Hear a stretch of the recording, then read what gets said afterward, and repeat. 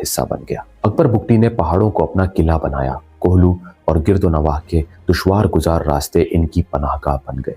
यहाँ नजी लश्कर, असलहा और कबायली वफादारियां इकट्ठी हुई। रियासत के लिए यह नाकाबिले कबूल था कि एक साबिक गवर्नर, एक साबिक वजीर आला अब रियासती रिट को ललकार रहा हो। ताकत के जवाब में ताकत आई, मुज़ाकरात के दरवाजे बंद हुए और फासला इतना बढ़ा कि वापसी मुमकिन न रही। इस मरहले पर इल्ज़ामात की बारिश हुई। कत्ल के अहकामात, अगवा, खौफ के जरिए हुक्मरानी और वसाइल की गैर शफाफ तकसीम। अकबर बुगटी के हामी इन सब को रियासती प्रोपेगेंडा कहते रहे, जबकि नाकिदीन के नज़दीक ये सरदारी निज़ाम की पुरानी कहानी थी। हकीकत शायद इन दोनों के बीच कहीं थी।